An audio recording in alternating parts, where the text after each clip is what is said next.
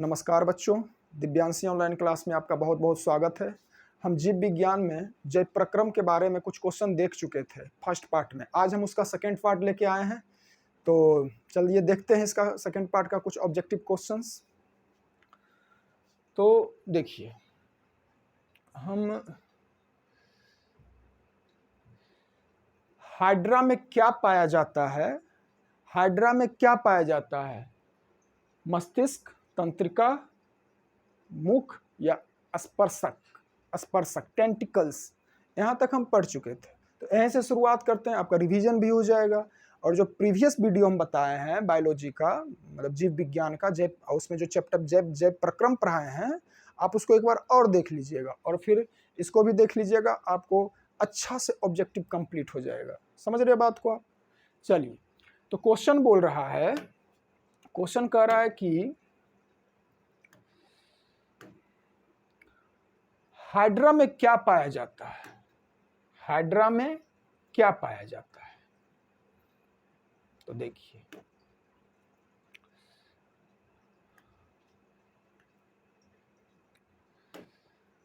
Hydra में tentacles, स्पर्शक tentacles पाए जाते हैं। हाइड्रा में क्या पाए जाते हैं? टेंटिकल्स, स्पर्शक। ऑप्शन नंबर डी इसका राइट आंसर होगा। मस्तिष्क, तंत्रिका, मुख नहीं होता उसमें। देखिए, इसका हम डिफिनेशन देख लेते हैं। स्पर्शक, हाइड्रा एक छोटा जलीय जीव है। हाइड्रा जल में रहता है, पानी में, जिनके मुंह के चारों ओर कई पतले पतले स्पर्शक टेंटिकल्स पाए जाते हैं। टेंटिकल्स, टेंटिकल्स को स्पर्शक बोलते हैं, ठीक है, स्पर्शक। इन स्पर्शकों का उपयोग या भोजन पकड़ने, ध्यान दीजिएगा, ये टेंटिकल्स का उपयोग किस में करते हैं? स्पर्शक का भोजन को पकड़ने और अपनी रक्षा करने के लिए करते हैं। ये देखिए, ये है हाइड्रा और ये है इसका, ये जो देख रहे हैं ना, ये वाला है, ये है टेंटिकल्स, ये वाला, ये टेंटिकल्स। इसका यूज क्या करता है? ये भोजन को पकड़ने के लिए और अपनी रक्षा के लिए करता है। हाइड्रा एक सरल जलीय जीव है। इसमें एक केंद्रीय मस्तिष्क, केंद्रीय मस्तिष्क नहीं होता है, और हालांकि इसमें एक आदिम तंत्रिका तंत्र छोटा सा होता है, तंत्रिका तंत्र, लेकिन भोजन पकड़ने और बचाव के लिए इसकी सबसे विशिष्ट विशेषता इसके टेंटिकल्स, स्पर्शक हैं। इन स्पर्शकों में डंक मारने वाली कोशिकाएं होती है। ये छोटा छोटा डंक मार देता है। ये जैसे डंक मारता है ना मधुमक्खी या जो बिरनी होता है, डंक मारने वाली कोशिकाएं होती है, जिन्हें नेमाटोसिस्ट, जो होता है डंक मारने वाली जो कोशिका, उसे क्या बोलते हैं? नेमाटोसिस्ट कहा जाता है, जिनका उपयोग शिकार को पकड़ने के लिए किया जाता है। समझ गए आप क्वेश्चन को? इसका आंसर समझ रहे हैं बात? देखिए,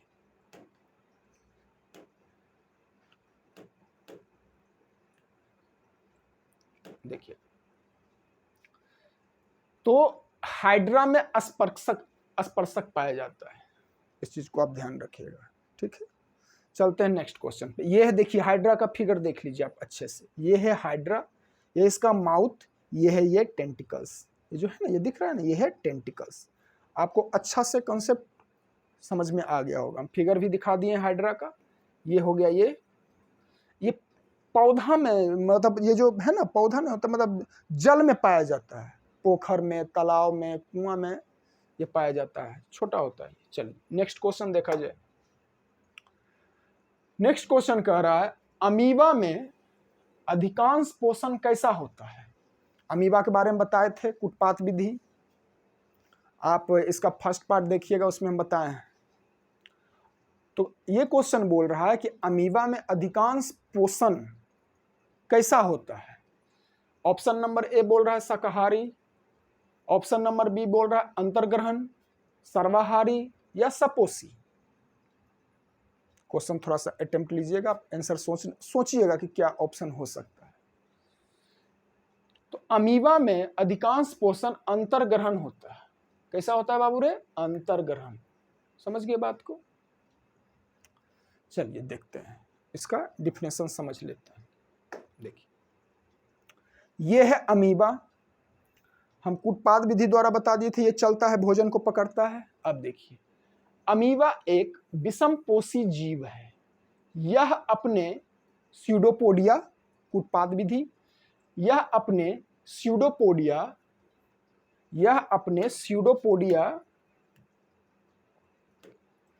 स्यूडोपोडिया से भोजन के कणों को निगलकर भोजन ग्रहण करता है। बता चुके हैं, स्यूडोपोडिया से भोजन को ग्रहण कर लिया। इस प्रक्रिया को फैगोसाइटोसिस के रूप में जाना जाता है, ये बता चुके हैं, ये भी हम पढ़ा दिए थे अमीबा जब पढ़ा रहे थे। तो जो भोजन, वो भोजन के कणों को निगलकर भोजन ग्रहण करता है, तो इस प्रक्रिया को क्या बोलते हैं? फैगोसाइटोसिस। यह प्रक्रिया अंतर्ग्रहण का एक रूप है। अंतर्ग्रहण मतलब उसको अंतर्ग्रहण कर लिया, है ना, खा लिया, ठीक। जहां भोजन को शरीर के अंदर पचाने के लिए लिया जाता है, जहां भोजन को शरीर के अंदर पचाने के लिए लिया जाता है। क्लियर है यहां तक? आप इसको ध्यान में रखिएगा, फैगोसाइटोसिस हो सके एग्जाम में पूछ दे, क्योंकि ये अमीबा से ही रिलेटेड है। भोजन ग्रहण करना, इस प्रक्रिया को फैगोसाइटोसिस कहा जाता है। ठीक है, क्लियर? चलें अगले नेक्स्ट क्वेश्चन पे। अगला क्वेश्चन देखिए, ये है अमीबा, ये है इसका कूटपाद विधि, स्यूडोपोड, समझ रहे हैं? चलिए अगला क्वेश्चन देखते हैं। अगला क्वेश्चन बोल रहा है कि प्रकाश संश्लेषण की क्रिया होती है, फोटोसिंथेसिस, प्रकाश संश्लेषण की क्रिया किसमें होती है? ऑप्शन नंबर 1 बोल रहा है कवक में, ऑप्शन नंबर बी बोल रहा है जंतु में, ऑप्शन नंबर सी बोल रहा है हरे पौधों में, ऑप्शन नंबर डी बोल रहा है परजीवियों में। परजीवी मतलब पैरासाइट, जो दूसरे जीव पे निर्भर रहते हैं। तो प्रकाश संश्लेषण हरे पौधे में होता है। किसमें होता है बाबू रे? प्रकाश संश्लेषण हरे पौधे में होता है। ये तो आप पढ़े भी होंगे, जानते भी होंगे, और हम पिछले क्लास में भी बताए थे, प्रकाश संश्लेषण की क्रिया हरे पेड़ पौधे करते हैं, हरे पेड़ पौधे करते हैं। क्लियर है यहाँ तक? चलिए तो देख लेते हैं इसका। जंतु थोड़ी करेगा प्रकाश संश्लेषण, जंतु तो पेड़ पौधा पतवा खा जाता है, बकरी गाय सब पतवा खा जाता है, प्रकाश संश्लेषण थोड़ी करता हो, तो पेड़ पे निर्भर है। कवक भी नहीं करता है। परजीवी कहने का मतलब ना कि जो दूसरे पे डिपेंडेंट हो, जैसे लीच, जोंक, वो परजीवी है। अमरबेल का पौधा आप देखेंगे गछिया पे नहीं, एकदम लत्ती जैसा छा जाएगा, समझ गए? वो परजीवी है। जो दूसरे आप देखे होंगे कभी, एक आगो पेड़ देखिएगा ना, पेड़ बड़ा सा पेड़ रहेगा, उस पेड़वा पे एगो छोटा गो पेड़ उग जाएगा, तो वो पेड़ उस पर डिपेंडेंट है, खुद तो जमीन से रस नहीं ले रहा, उसका रस ले रहा है ना, न्यूट्रिएंट्स, तो उसका भोजन ले रहा है वो, तो वो हो गया परजीवी। समझ गए आप? चलिए तो इसका देख लेते हैं डिफिनेशन। डिफिनेशन क्या कह रहा है? ये प्रक्रिया फोटोसिंथेसिस की, प्रोसेस ऑफ फोटोसिंथेसिस। सनलाइट आएगा, कार्बन डाइऑक्साइड लेगा, निर्माण करेगा ऑक्सीजन का और शुगर का। देखिए वाटर भी ले लेता है। इसका देखो, पौधों के जड़ में ना दो प्रकार के, समझ लो, दो प्रकार के नस होती है, इसे समझ लो। नस जैसे होता है ना, एक होता है जाइलम और एक होता है फ्लोएम। ठीक, तो जाइलम से पेड़ जल लेते हैं, वो जो एक जड़ होता है, सोर जिसको बोलते हैं, जाइलम से पेड़ क्या लेता है? जल। जल जाइलम, याद रहेगा ना, जल जाइलम। अब फ्लोएम से ये पोषक तत्व लेते हैं मिट्टी से। फ्लोएम जो इसका होता है ना, ये जड़, उसे क्या लेते हैं? पोषक तत्व। फ्लोएम, फल खाना, फ्लोएम, याद रहेगा ना? ठीक, तो ये ध्यान रखिएगा। देखिए समझते हैं इसको। प्रकाश संश्लेषण की क्रिया मुख्य रूप से पौधों की पत्तियों में होता है। प्रकाश संश्लेषण की क्रिया मुख्य रूप से पौधों की पत्तियों में होता है। ठीक है, पत्तियों के अंदर क्लोरोप्लास्ट नामक छोटे छोटे अंग होते हैं। वो जो पतवा है, पतवा के अंदर छोटा छोटा क्लोरोप्लास्ट नामक अंग होता है। इन क्लोरोप्लास्ट में क्लोरोफिल नामक हरा वर्णक होता है। ये जो क्लोरोप्लास्टवा है ना, ओकरा में क्लोरोफिल रहता है भरल, जरा से पतवा हरियर दिखता है। वो दिखाए थे हम इसका पार्ट 1 वाला में, फोटो में। ठीक, क्लोरोफिल नामक, देखो फिर से समझते हैं। पत्तियों के अंदर क्लोरोप्लास्ट नामक छोटे छोटे अंग होते हैं। इन क्लोरोप्लास्ट में क्लोरोफिल नामक क्लोरोप्लास्ट है, क्लोरोप्लास्टबा में क्लोरोफिल भरल है। गिलास है, गिलास में पानी भरल है, तो क्लोरोप्लास्ट है, क्लोरोप्लास्टबा में क्लोरोफिलबा भरल है। बस इतना तो ध्यान रखना है। जो सूर्य के प्रकाश को अवशोषित करता है, सूरजबा का रोशनी आएगा, सूरज का लाइट आया, धूप उसको अवशोषित कर लिया। यही क्लोरोफिल प्रकाश संश्लेषण की प्रक्रिया के लिए सबसे महत्वपूर्ण होता है। ये जो क्लोरोफिलबा है ना, प्रकाश संश्लेषण के लिए यही उत्तरदायी है, यह जिम्मेदार है। इन्हें रहेगा तो हो भी नहीं करेगा। देखिए, हालांकि पत्तियों के अलावा पौधों के अन्य हरे भागों से, पत्ता तो हरा है तो पौधा का कुछ भाग देखिएगा ना हरियर रहेगा, ओकरो में क्लोरोफिल होता है। वो भी देखो, पौधों के अन्य हरे भाग जैसे तने में भी कुछ हद तक प्रकाश संश्लेषण हो सकता है। जहां जहां क्लोरोफिल की मात्रा रहेगा, जैसे कुछ देखिएगा ना टहनियाँ, इसे तो ब्राउन दिखता है, लेकिन कुछ कुछ टहनियाँ देखिएगा ना जो नया रहेगा, आम का पत्ता तोड़े है ना, उसका डंटी पूजा के लिए, तो देखिएगा ना कि थोड़ा हरियर रहता है पतबा से नीचे तक, वो भी कर लेता है प्रकाश संश्लेषण, क्योंकि वहां पर भी क्लोरोफिल का भाग है। समझ गए बात को? चलिए, प्रकाश संश्लेषण की वह प्रक्रिया है, प्रकाश संश्लेषण वह प्रक्रिया है जिसके द्वारा हरे पौधे कुछ अन्य जीव क्लोरोफिल की मदद से भोजन बनाने के लिए सूरज के प्रकाश का उपयोग करते हैं। अब देखो, पौधा तो प्रकाश संश्लेषण कर लिया, लेकिन कवक जंतु और परजीवी में क्लोरोफिल नहीं होता है, क्लोरोफिल नहीं होता है, कमी होता है, इसलिए वो प्रकाश संश्लेषण नहीं कर सकते हैं। बात को समझ गए? ये देखिए प्रक्रिया है फोटोसिंथेसिस का।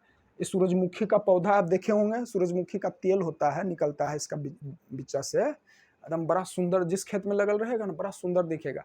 इसका एगो खासियत है, जने जने सूरज भगवान जाएंगे ना उधर उधर ही घूरेगा। ऐसे सुबह रहेगा पूरब की ओर खिलल, ऐसे ऐसे ऐसे ऐसे ऐसे ऐसे, समझ गए? ये सूरजमुखी का पौधा है, ठीक। अब बड़ा सुंदर दिखता है, खेत में लगल रहेगा ना बड़ा अच्छा दिखेगा। चलिए नेक्स्ट क्वेश्चन पे चलते हैं।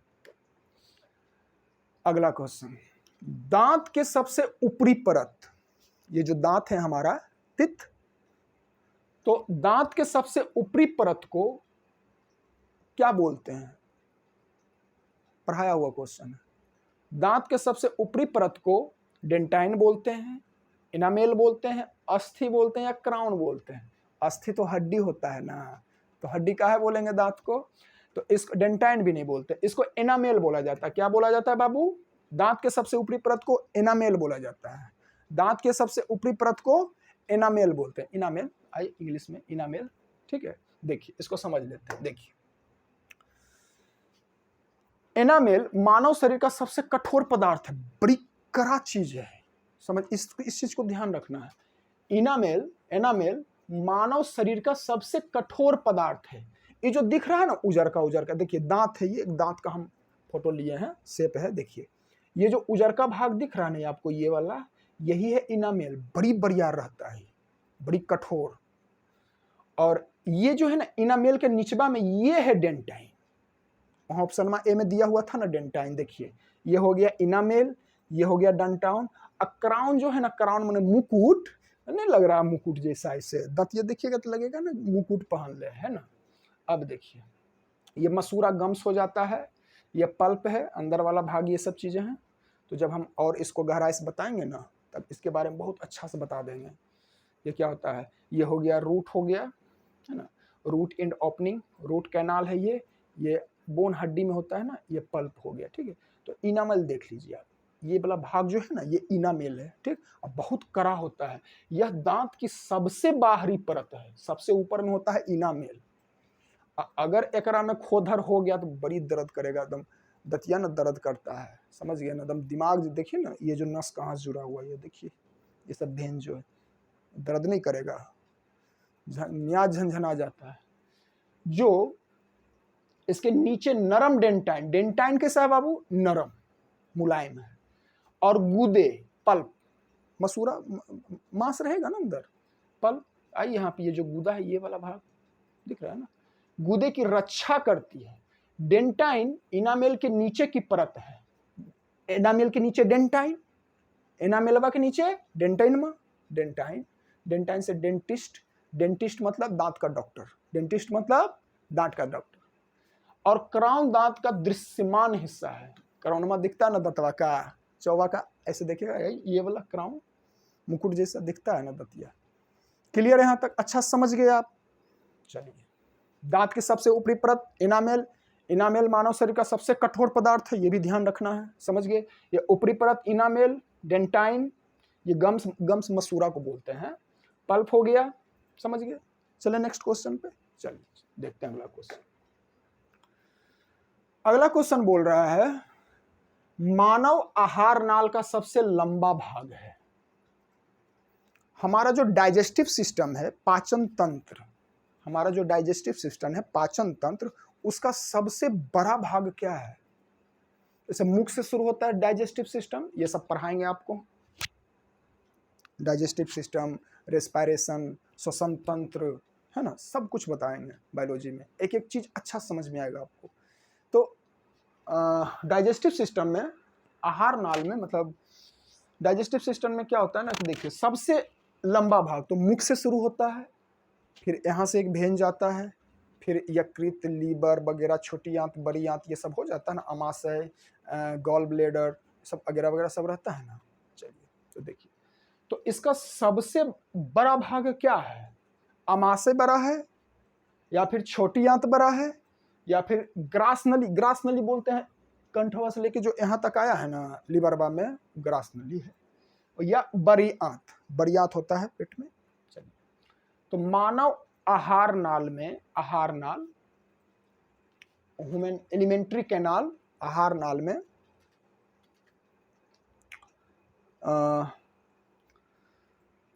सबसे लंबा भाग होता है छोटी आंत।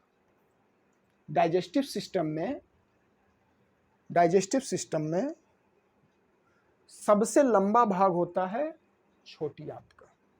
समझ, याद रखना है। नाम है छोटा, है बड़ा, से कंफ्यूजन आएगा नहीं है, कंफ्यूजन नहीं होना चाहिए, समझे? छोटी आंत सबसे लंबा भाग क्या है? करीब 20 फीट, 10 फीट का दीवार देखे होंगे, 10 फीट का दीवार होता है अमूमन घर में, 20 फीट लंबा होता है। समझ गए?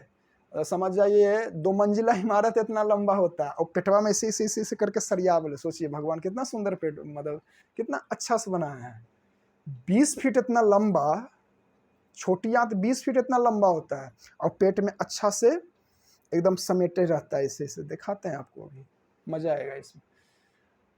तो आहार नाल का सबसे एलिमेंट्री कैनाल का सबसे लंबा भाग छोटी आंत, small intestine, option number B. चलिए इसका डिफिनेशन देख लेते हैं।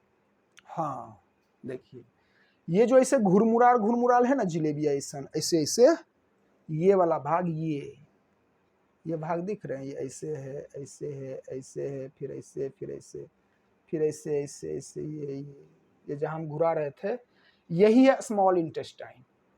समझ गए बात को? छोटी आंत। ये वाला जो ये ऐसे साइड में, ये जो है ना, ये साइड में ये वाला, ये है लार्ज इंटेस्टाइन, बड़ी आंत। तो बड़ी आंत छोटा होता है, नाम है बड़ी आंत, ये थोड़ा बड़ा दिखता है इसलिए बड़ी आंत है।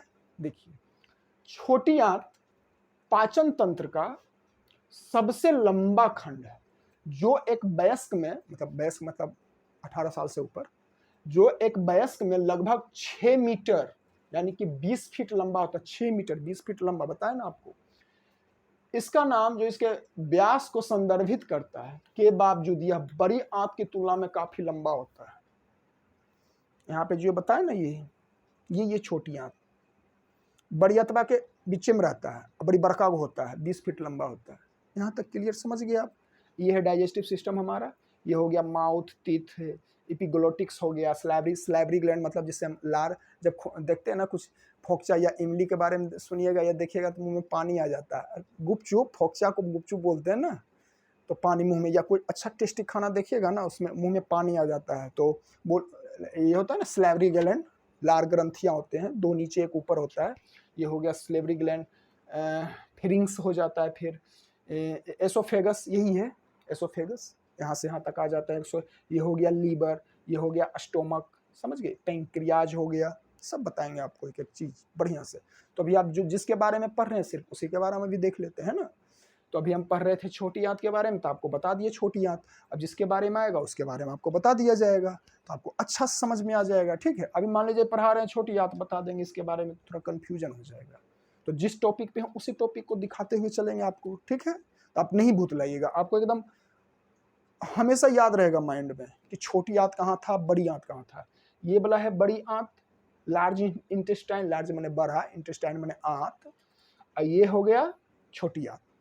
क्लियर है आपको? तो छोटी आंत सबसे बड़ी होती है। चला जाए नेक्स्ट क्वेश्चन पे। नाम है खाली छोटी आंत, है सबसे लंबा, बड़का गो, ये सबसे एकरो से बड़का गो है, 20 फीट, समझ रहे हैं। चलिए अगला क्वेश्चन देखते हैं। हाँ, ये सभी क्वेश्चन जो ऑब्जेक्टिव क्वेश्चन हम बता रहे हैं ना, पूछा हुआ क्वेश्चन है बिहार बोर्ड में, और यही ये सब क्वेश्चन कंपटीशन एग्जाम में भी पूछ देता है। जैसे ग्रुप डी का एग्जाम हो गया, या फिर एसएससी का जो फोर्स का एग्जाम होता है ना, उस सब में भी पूछ देता है। फौज वाला एग्जाम में भी सब कुछ क्वेश्चन, बायोलॉजी से क्वेश्चन भर भर के रखता है, समझे। देखिए, तो जो बच्चे कंपटीशन का तैयारी कर रहे हैं उसको भी ये देख सकते हैं। 10 क्लास का बायोलॉजी समझ रहे हैं, छोटा सा बात है। मैग्नीशियम पाया जाता है, 18 नंबर क्वेश्चन देखा जाए।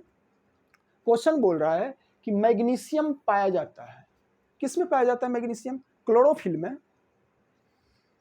रेड ब्लड सेल, लाल रक्त कणों में, वर्णी लवकों में, या श्वेत रक्त कणों में। मैग्नीशियम किस में पाया जाता है? तो इसका आंसर हो जाएगा क्लोरोफिल में। मैग्नीशियम किस में होता है बाबू रे? क्लोरोफिल में। रेड ब्लड सेल में नहीं होता है, क्लोरोप्लास्ट में नहीं होता है, वर्णी लवक में, व्हाइट ब्लड सेल में नहीं होता है। तो ये तो लाल रक्त कण और श्वेत रक्त कण तो अदमिया के खूनमा में होता है, समझ गए ना। ब्लड सेल, जब ब्लड के बारे में बताएंगे तो ये सब चीज बता देंगे। तो अभी हम क्लोरोफिल में, मैग्नीशियम किस में होता है? क्लोरोफिल में। चलिए इसका देख लेते हैं डिटेल्ड।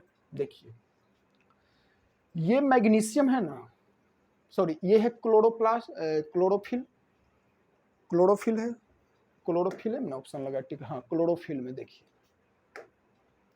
क्लोरोफिल में देखिए मैग्नीशियम है ना, देख रहे हैं आप।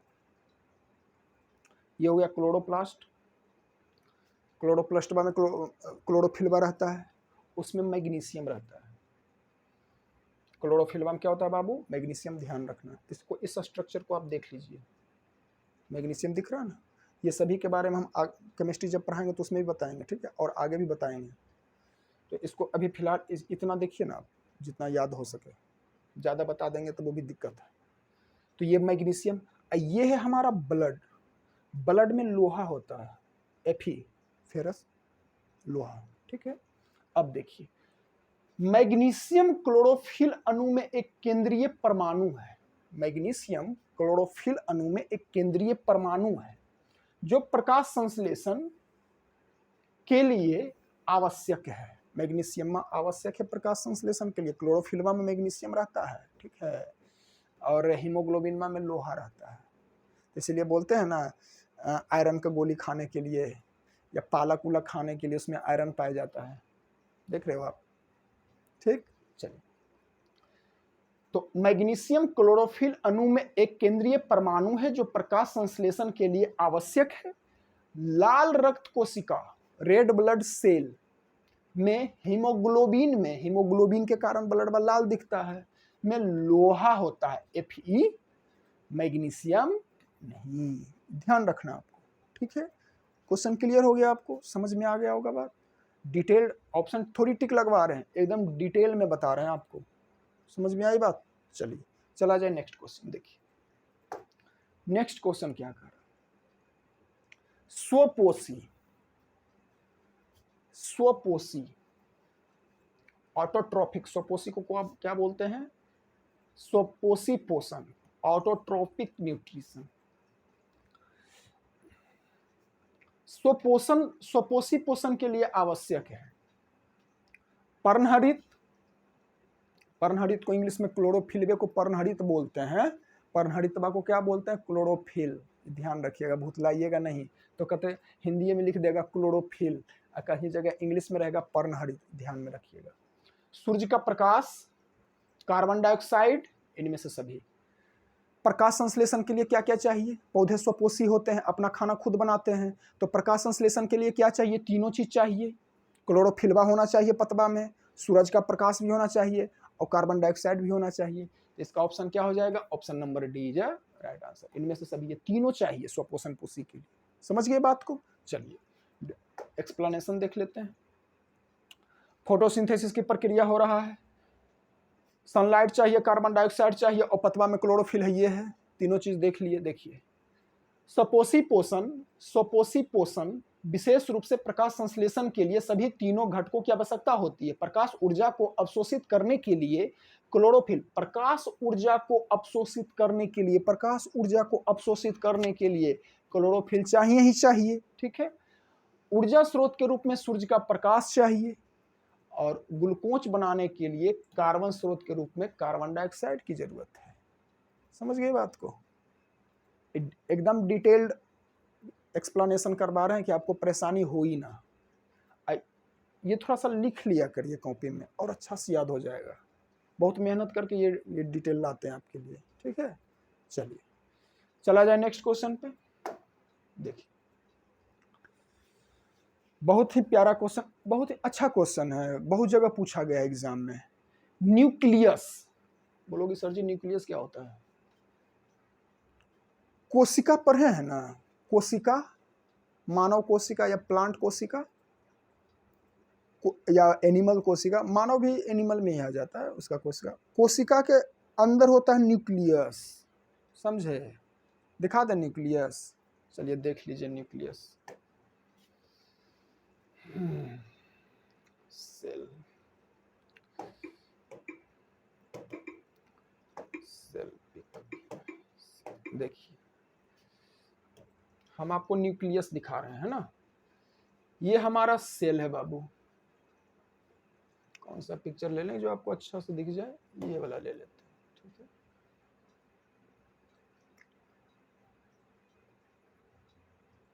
दिखेगा आपको अच्छा से बड़ा? हाँ ये ले लेते हैं, देखते हैं। हाँ अब आपको दिख जाएगा।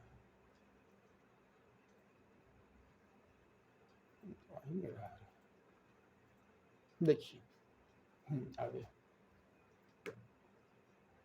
देखो, आपको दिख रहा होगा,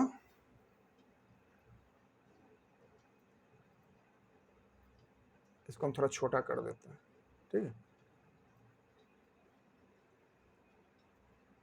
थोड़ा सा और छोटा कर देते हैं।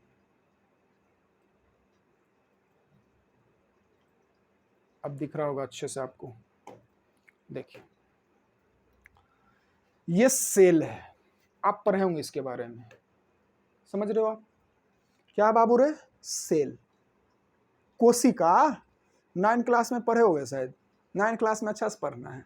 कोई बात नहीं, नहीं पढ़े हो हम बता देते हैं, बताते चलेंगे। इतना डिटेल्ड और इतना अच्छा से आपको कोई नहीं बताता है। देखिए ये क्या है बाबू रे? सेल। दिखता नहीं है, माइक्रोस्कोप से दिखेगा। ये जो है ना, ये ऐसे चमड़िया इधर सुन ले लीजिए, ऐसे वो है एकदम, एगो सेल है ये, हम एगो सेल लिए हैं। और ये जो दिख रहा है ना ये वाला, यही है न्यूक्लियस। आई ये क्या है? ये है न्यूक्लियस। ये वाला दिख रहा है आपको? ये सेलवा के अंदर न्यूक्लियस है। सेल के अंदर तो बहुत सारा चीज होता है, Golgi apparatus, ribosome, lysosome. Lysosome को आत्महत्या की थैली कहा जाता है, 9 क्लास में पढ़े होंगे आप। डीएनए क्रेम होता है न्यूक्लियस में। Mitochondria power house, power house mitochondria को बोलते हैं, सेल का पावर हाउस, ऊर्जा गृह पढ़े होंगे आप। सेल मेम्ब्रेन होता है, ये जो लिक्विडवा भरल होता है उसको साइटोप्लाज्म बोलते हैं, समझ रहे हो आप? तो ये जो सेलवा है ना, सेलवा में जो न्यूक्लियसवा है ना, न्यूक्लियसवा के खोज यही बोल रहा है कि शब्द कौन दिया था? न्यूक्लियस शब्द के दिया? तो रॉबर्ट ब्राउन जी दिए थे। ब्राउन, ब्राउन माने भूरा। न्यूक्लियसवा भूरा दिख रहा है, ऐसा होता नहीं है भूरा, लेकिन भूरा दिख रहा है। तो ब्राउन से याद रखना है, याद रखना है। हम याद रखने के लिए देखिए कोई ट्रिक सिखा देते हैं। भूरा, क्या याद रखिएगा? भूरा, भूरा। Robert Brown, Brown, Robert Brown. Nucleus शब्द किसने दिया था? Robert Brown. अब देखिए second number option, B number option, Robert Hooke. ये जो कोशिका है ना, सबसे पहले वही खोज किए थे 1665 ईस्वी में, समझ गए ना। कॉर्क होता ना, कॉर्कवा, कॉर्कवा में देखे ना, मतलब छत्ता टाइप में था, उसमें माइक्रोस्कोप बेचारे बनाए थे फर्स्ट, पहला बार उसमें देखे ना, तो इनको कुछ छत्ता छत्ता जैसा दिखा। तो सबसे पहले कोशिका का खोज वो आगे बताएंगे, सभी बता देते हैं। तो सबसे पहले कोशिका खोज किए थे रॉबर्ट हुक। तो हुक से याद रखिएगा, हुक से सबसे पहले बताए। और रॉबर्ट ब्राउन न्यूक्लियस शब्द दिए थे, ठीक है, याद रहेगा आपको, ये ध्यान में रहेगा। सेलवा, ये सेल है बाबू, ठीक। चलिए चलते हैं नेक्स्ट क्वेश्चन पे, इसका डिफिनेशन देख लेते हैं। देखिए, हाँ यही है रॉबर्ट ब्राउन साहब, ये देख रहे हैं आप इनको, देखिए स्कॉटलैंड के थे, स्कॉटिश वनस्पति शास्त्री रॉबर्ट ब्राउन 1831 में, उसे 1665 में दिए थे। 1665 में रॉबर्ट हुक सेल का खोज कर लिए थे। सेल का खोज बहुत पहले हो गया था। सेलवा के अंदर न्यूक्लियस, आई देखो ना, अरे इस सेल है ना बाबू, इस सेलवा के अंदर ना न्यूक्लियस बा है जी, सेल है, सेल के अंदर न्यूक्लियस, एकरो अंदर होता है क्रोमोसोम, डीएनए, क्रोमोजोमा को घिसेंगे ना, डीएनए सब सिखा देंगे, बता देंगे आपको। चलिए, तो जो रॉबर्ट ब्राउन साहब हैं 1831 में कोशिका के नाभिक की खोज किए, और उसका नाम भी दे दिए न्यूक्लियस, ठीक है। उसका नाभिक का न्यूक्लियस, और अगर खोज भी किए नामों दे दिए, जो खोज करेगा वही ना नाम देगा। रॉबर्ट हुक ने कोशिका शब्द गढ़ा था, बताए रॉबर्ट हुक साहब कोशिका का खोज किए थे तो कोशिका नाम दे दिए। जबकि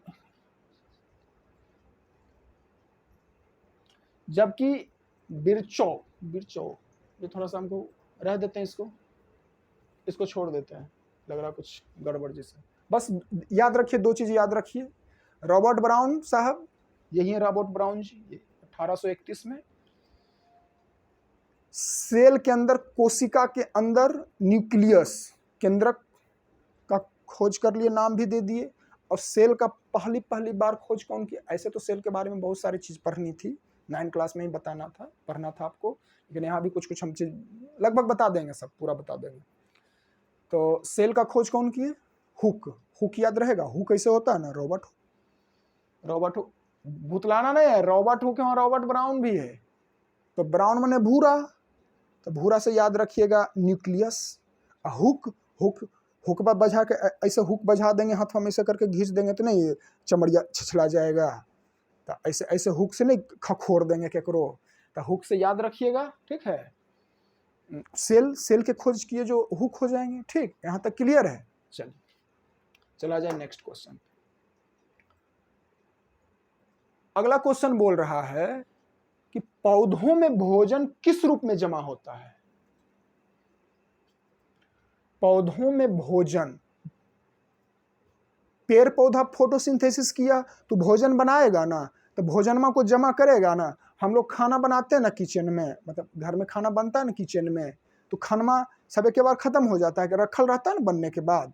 तो वही बोल रहा है पौधों में भोजन किस रूप में जमा होता है, वो जो पेड़ पौधा भोजन बनाया वो किस रूप में जमा रखता है, ये क्वेश्चन बोल रहा है। ग्लूकोज के रूप में, प्रोटीन के रूप में, स्टार्च के रूप में, या फैटी एसिड के रूप में? स्टार्च के रूप में बाबू, ऑप्शन नंबर सी। किस रूप में? स्टार्च के रूप में। चलिए देखते हैं इसका डिफिनेशन। देखिए, यद्यपि पौधे प्रकाश संश्लेषण के दौरान ग्लूकोज का उत्पादन तो करता ही है, वे इसके अतिरिक्त ऊर्जा को स्टार्च के रूप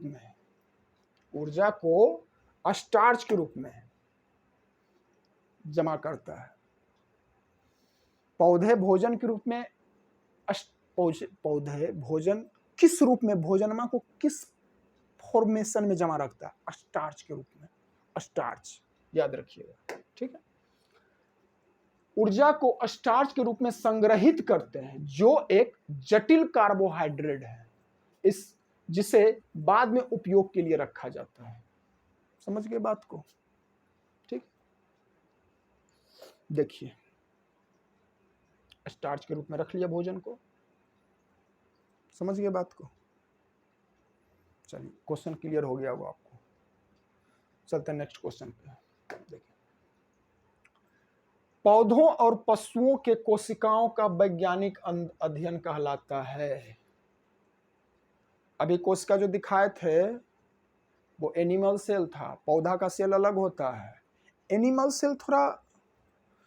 सेल थोड़ा मुलायम होता है, मतलब कोमल होता है, इसमें सेल वॉल नहीं होता है। और प्लांट के सेल में सेल वॉल होते हैं, ठीक है। इसी कारण थोड़ा प्लांट का सेल कठोर होता है। गच्छिया में एक फेंट मार देगा, ऐसे एक लपड़ मारो तो चोट लगेगा, आदमी को मारेगा तो उतना नहीं लगेगा, ठीक है। सेल वॉल का अंतर है। एनिमल सेल में सेल वॉल नहीं होते हैं, उसमें सेल वॉल होते हैं, ठीक है। चलिए देख लेते हैं इसको। पौधों और पशुओं के कोशिकाओं का वैज्ञानिक अध्ययन कहलाता है। मतलब ये कह रहा है कि कोशिका का अध्ययन क्या कहलाता है? अनुवांशिकी नहीं, जेनेटिक्स नहीं, उसमें अनुवांशिकी का अध्ययन होता है। कोशिका विज्ञान, हाँ, ऑप्शन नंबर बी, कोशिका विज्ञान। साइटोजेनेटिक्स नहीं, साइटोजेनेटिक्स में ना, देखिए साइटोजेनेटिक्स नहीं होगा। उत्तक विज्ञान, हिस्टोलॉजी नहीं, उस उत्तक विज्ञान भी नहीं होगा। उत्तक विज्ञान में ना हम उत्तक का टिश्यू का अध्ययन करते हैं, ठीक है। तो देखिए इसका डिफिनेशन देख लेते हैं। देखिए, ये हो गया सेल, ये एनिमल सेल है, हमारा सेल ऐसा ही होता है, बीच में न्यूक्लियस बा है ना, इसे केंद्रक, उसमें दिखाए थे। ये सेंट्रियोल्स है ना, ये सभी इसमें जो सेल में होता है। ये माइटोकॉन्ड्रिया है, ये लाइसोसोम है। और ये वाला जो है, ये जो चौकुट दिख रहा है ना, ये हो जाता है हमारा प्लांट सेल। क्या हो जाता है बाबू रे? प्लांट सेल ये है, ठीक है। ये जो सेल दिख रहा है ये है प्लांट सेल, और ये जो सेल दिख रहा है ये है ह्यूमन सेल या एनिमल सेल। क्लियर यहाँ तक? चलिए इसका डिफिनेशन देख लेते हैं। देखो, कोशिका विज्ञान जीव विज्ञान की वह शाखा है जो कोशिकाओं उनकी संरचनाओं, कार्य, कोशिका का कार्य बहुत कार्य करता है। ये जो हम बोल रहे हैं, जो इतना देर से खड़ा, हमको ऊर्जा कहाँ से मिल रहा है? जो तुम बैठ के पढ़ रहे हो, खेलते हो, दौड़ते, ऊर्जा कहाँ से आता है? सेल का माइटोकॉन्ड्रिया जो है ना, माइटोकॉन्ड्रिया, यही ऊर्जा देता है एटीपी के रूप में। एटीपी मतलब एडेनोसिन ट्राइफॉस्फेट, एटीपी होता है, एटीपी, एडेनोसिन ट्राइफॉस्फेट, एटीपी के रूप में ये ऊर्जा देता है। अगला क्वेश्चन आएगा आपको एटीपी के बारे में पूछेगा एग्जाम में, समझ गए? तो कोशिका विज्ञान जीव विज्ञान की वह शाखा है जो कोशिकाओं, उनकी संरचना, कार्य और जीवन चक्र के अध्ययन से संबंधित है। कोशिका विज्ञान जीव विज्ञान की वह शाखा जो कोशिकाओं, उनकी संरचना, कार्य और जीवन चक्र का अध्ययन से संबंधित है। अनुवांशिकी में अनुवांशिकी का अध्ययन करते हैं, अनुवांशिकता का अध्ययन होता है। समझ रहे बात को? ये कहां से ऐसे आ गया रे? देखिए, अनुवांशिकी में अनुवांशिकता का अध्ययन करते हैं। उत्तक विज्ञान में उत्तकों का अध्ययन करते हैं, टिश्यू का अध्ययन करते हैं। बहुत सारे सेल मिलकर टिश्यू का निर्माण करते हैं। क्लियर? चलिए, तो ह्यूमन सेल और प्लांट सेल हम दिखा दिए आपको। ये हो गया है प्लांट सेल, समझ गए चीजें? चला जाए नेक्स्ट क्वेश्चन पे। ये कॉन्सेप्ट आपको क्लियर हो रहा होगा। चलिए देखिए अगला क्वेश्चन क्या कर रहा है। अगला क्वेश्चन बोल रहा है,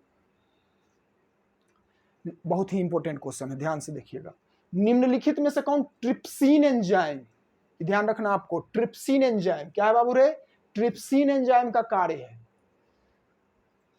तो वसा का पाचन, कार्बोहाइड्रेट का पाचन, प्रोटीन का पाचन, इनमें सभी नहीं। ट्रिप्सिन का जो कार्य होता है ना, वो प्रोटीन का पाचन होता है। क्या होता है वो?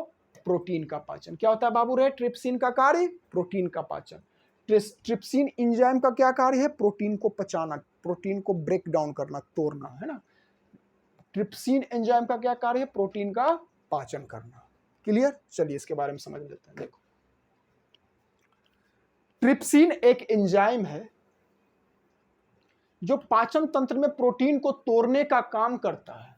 यह छोटी आंत में पाया जाता है। ट्रिप्सिन में कहां पाया जाएगा? छोटी आंत। दिखाए थे आपको उस क्वेश्चन में, छोटी आंत सबसे बड़ा होता है आहार नाल में।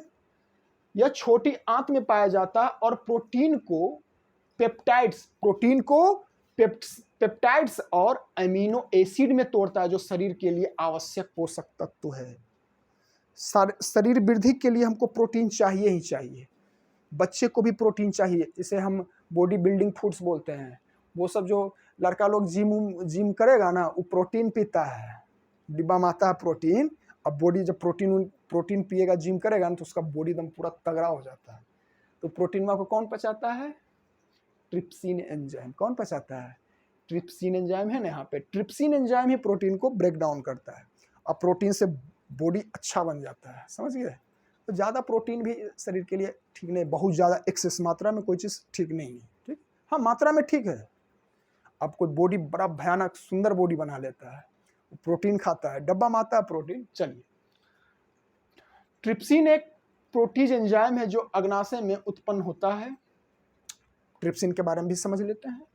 और छोटी आंत में छोड़ा जाता है। ट्रिप्सिन एक प्रोटीज एंजाइम है जो अग्नाशय में उत्पन्न होता है और छोटी आंत में छोड़ा जाता है। इसका मुख्य कार्य अवशोषण के लिए प्रोटीन को छोटे पेप्टाइड्स और अमीनो एसिड में तोड़ना है। क्लियर? एक बार और समझा देते हैं आपको, देखिए समझिए। ट्रिप्सिन एक एंजाइम है जो पाचन तंत्र में प्रोटीन को तोड़ने का काम करता है। यह छोटी आंत में पाया जाता है और प्रोटीन को पेप्टाइड्स और अमीनो एसिड में तोड़ता है। प्रोटीन को किस में तोड़ेगा? पेप्टाइड्स। ये पूछ देगा क्वेश्चन, प्रोटीन को किस में तोड़ता है ट्रिप्सिन एंजाइम? प्रोटीन को पेप्टाइड्स और अमीनो एसिड में तोड़ता है, जो शरीर के लिए आवश्यक पोषक तत्व है। क्लियर यहां तक? अब देखिए, ट्रिप्सिन एक प्रोटीज एंजाइम है जो अग्नाशय में उत्पन्न होता है। कहां उत्पन्न होता है? अग्नाशय में। और छोटी आंत में छोड़ा जाता है। छोटी आंत में इसको छोड़ दिया जाता है। इसका मुख्य कार्य अवशोषण के लिए प्रोटीन को छोटे पेप्टाइड, हम बोले ना, पेप्टाइड और अमीनो एसिड में तोड़ना है। ट्रिप्सिन का काम में है प्रोटीनमा को पेप्टाइड और अमीनो अम्ल या अमीनो एसिड में तोड़ देना। ठीक है, शरीर के लिए बहुत ही आवश्यक है। क्लियर है यहां तक? चलिए नेक्स्ट क्वेश्चन पे चलिए, अगला क्वेश्चन देखा जाए। मुख गुहा, माउथ कैविटी, मुंह, हाँ मुंह जिसमें भोजन करते हैं, मुंह, मुख। मुख गुहा में आहार का कौन सा भाग पाचन होता है? खाते, देखिए क्वेश्चन समझिए, खाते के साथ कौन सा चीज पचना शुरू हो जाता है? कौन सा चीज पच जाता है? जैसे मुंह में लिए पच गया। जैसे प्रोटीन तो छोटी आंत में पचेगा ना, ट्रिप्सिन उसको पचाएगा, मुंह में नहीं पचेगा। वो प्रोटीन खाए तो प्रोटीन सोयाबीन में होता है, बीन्स में होता है, मीट में होता है प्रोटीन, है ना। लेकिन मुंह में कौन सा चीज खाते के साथ पच जाएगा? देखिए बड़ा मजेदार क्वेश्चन है ना। प्रोटीन नहीं, कार्बोहाइड्रेट, वसा नहीं, न्यूक्लिक अम्ल कहां से आ गया? तो कार्बोहाइड्रेट। क्या ऑप्शन होगा बाबू रे? Option number B, carbohydrate. मुंह में, मुख गुहा में आहार का कौन सा भाग का पाचन होता है? कार्बोहाइड्रेट मुंह से ही पचना शुरू हो जाता है, पच जाता है। तो बोलोगे सर जी कार्बोहाइड्रेट क्या होता है, हम कौन सा खाना? जैसे देखो, कार्बोहाइड्रेट किस में पाया जाता है? चावल है ना, चावल। कभी ऐसे ऐसे चावल ले लो, जैसे चावल दाल खा रहे हो ना, तो ऐसे चावल ले लो, छुच्छे मिलाना, दाल नहीं उसमें या कुछ सब्जी उब्जी नहीं मिलाना है, तो ऐसे चावल खाओ, उसको चबाओ, हल्का सा मिठूस लगेगा, मिठूस, तो उसमें कार्बोहाइड्रेट है। आलू, आलू में कार्बोहाइड्रेट है। शकरकंद में तो है ही कार्बोहाइड्रेट। रोटी, रोटी ऐसे छुच्छे लो, ऐसे ऐसे रोटी को तोड़ के मुंह में हल्का चबाओ, ऐसे ऐसे जब चबाओगे ना, तो हल्का सा मिठूस आता है, उसमें कार्बोहाइड्रेट है। वो मुंह से खाते के साथ पचना शुरू हो जाता है। ठीक, क्लियर? चलिए तो इसका देख लेते हैं डिफिनेशन। देखो, मुख गुहा में, माउथ कैविटी मतलब मुंह में लार, इमाइलेज, टाइलिन होता है। लार होता है मुंह में, लार, इमाइलेज, टाइलिन होता है। एक एंजाइम जो कार्बोहाइड्रेट का पाचन शुरू करता है, इमाइलेज बाह कार्बोहाइड्रेट का पाचन शुरू कर देता है, उन्हें छोटे छोटे शर्करा में तोड़ता है। प्रोटीन और वसा का पाचन, पेट और छोटी, ये तो प्रोटीन और वसा का पाचन तो बताया ना, प्रोटीन मामला तो बता दिए। देखो प्रोटीन और वसा का पाचन क्रमशः पेट और छोटी आंत में होता है। क्लियर है, ये वाला तो क्लियर है। लेकिन कार्बोहाइड्रेट का पाचन मुंह में ही शुरू हो जाता है।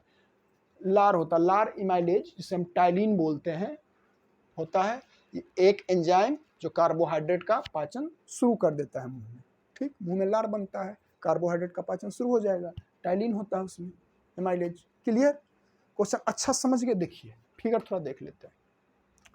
फिगर बोल रखा है यहाँ पे, देखिए कुछ देख, ये है माउथ, मुंह, माउथ कैविटी, मुख गुहा, मुंह में जीभ होता है, जीभ हो गया। अब देखिए दो नीचे यहाँ पे और एक ऊपर लार ग्रंथि होता है, parotid, parotid glands, sublingual, sublingual glands, submandibular gland, submandibular gland, ये 3 ग्लैंड होता है। ठीक है, जो पैरोटिड है ये ऊपर होता है, सबलिंगुअल और सबमैंडिबुलर जो है ये नीचे होता है। ये 3 जो है ना लार ग्रंथियां हैं। ठीक है, और यहाँ पे होता है फेरिंग्स, ये फेरिंग्स से यहाँ पे ऐसे ऐसे दाबोगे ना, फेरिंग्स दाबना नहीं, ठीक है, फेरिंग्स होता है। ठीक है, और यही है ग्रास नली, एसोफेगस, यहाँ से जो आया ना ये लीवर तक, ये है ग्रास नली। यहाँ तक क्लियर? जिसके जिसके बारे में आएगा हम एक आए कि सब के बारे में बताते चलेंगे। ठीक, आपको पिक्चर एकदम माइंड में छप जाएगा, कहाँ पे क्या है, लार ग्रंथि कहाँ है, एसोफेगस कहाँ है, फेरिंग्स कहाँ पे है। ठीक है, क्लियर? चलिए, आपको ये क्वेश्चन क्लियर हो गया होगा। ये सब के बारे में बताएंगे, सब कुछ बताएंगे, लीवर का काम, गॉल ब्लैडर क्या होता है, पित्ताशय क्या होता है, छोटी आंत के बारे में तो अभी बताया ना ये वाला, अभी मुंह के बारे में आया था, मुंह के बारे में बता दिए। ठीक, चलिए अगला क्वेश्चन देखा जाए। सोपोसी कौन है जी जो अपने से खाना बनाता है? सोपोसी कौन है? सोपोसी मछली है, अपने से खाना बना लेगा मछलियाँ? कीट है, अमीबा है? नहीं, हरे पौधे हैं। क्या है? हरे पौधे। सोपोसी कौन है? हरे पौधे। चलिए देखिए, सोपोसी ऑटोट्रॉप्स, सोपोसी वो होते हैं जो अपना खाना खुद बनाते हैं, और परपोसी या विषमपोषी वो होते हैं जो किसी पे निर्भर होते हैं। ठीक, समझ में आई बातें? देखिए, सपोसी वे जीव हैं, सपोसी वे जीव हैं जो अपना भोजन स्वयं बनाते हैं। अभी बताया ना, सपोसी वे जीव हैं, पेड़ पौधा जीव नहीं है, जीवन होता है उसमें, ताकि उसका भी टहनी काटोगे तो तकलीफ होता है उसको, इसलिए पेड़ पौधा को चोट नहीं पहुंचाना चाहिए, स्वयं बनाते हैं। आमतौर पर प्रकाश संश्लेषण के माध्यम से हरे पौधे स्वपोषी का प्राथमिक उदाहरण है। तो हरे पौधे हो गए स्वपोषी का उदाहरण। मछली, कीट, अमीबा सभी विषम पोषी, जिसका अर्थ है उन्हें भोजन के लिए किसी अन्य जीवों का उपभोग करना पड़ता है, किसी दूसरे पर। जैसे देखिए विषम भोगी, ये फतिंगा है, हरियर का फतिंगा देखे होंगे, बड़ी बड़काऊ रहता है, एकदम उड़ेगा, तगड़ा होता, छुइएगा ना तो एकदम टाइट दिखेगा, अब बड़ी दूर भाग जाता उछल के, डर लगेगा कि मुंह में टकरा जाएगा, आंख में पड़ जाएगा। फतिंगा घास खाता है, टिड्डा है ये।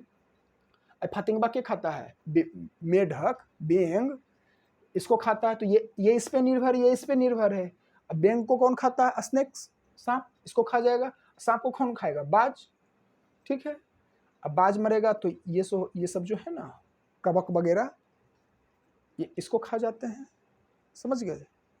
चलिए, तो विषमपोषी और स्वपोषी, ऑटोट्रोप्स और हेटेरोट्रोप्स समझ में आ गया होगा आपको अच्छे से। स्वपोषी जो अपना खाना खुद बनाते हैं, विषमपोषी जो किसी दूसरे पर निर्भर होते हैं। ठीक है, क्लियर है यहाँ तक? चलिए अगला क्वेश्चन देखा जाए। जीवन की एक महत्वपूर्ण विशेषता है। जीवन की क्या महत्वपूर्ण विशेषता है? ऑप्शन देखिए, सोचिए, ऑप्शन के अनुसार सोचना है। ऐसे तो बहुत सारी विशेषताएं जीवन की। जीवन की एक महत्वपूर्ण विशेषता है अणु की गति, वृद्धि, संघ, एसोसिएशन बनाना, संघ बनाना। संघ मतलब मंडली, मतलब ढेर सारा आदमी का एक ग्रुप बना दिए संघ। समन्वय, कोऑर्डिनेशन, तब अच्छा रिलेशन, अच्छी जान पहचान, समन्वय।